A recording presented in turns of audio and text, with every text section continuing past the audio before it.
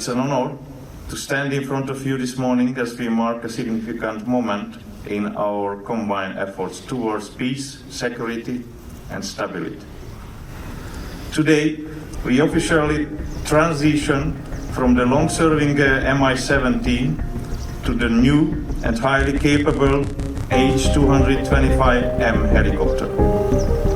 This is a demonstration of Hungary's commitment to modernizing EUFOR's capability and, more importantly, supporting peace efforts in Bosnia and Herzegovina and across the region. The demands of modern military operations require constant evolution, and the introduction of the H225M helicopter today into Operation Alta ensures that we remain at the forefront of operational effectiveness.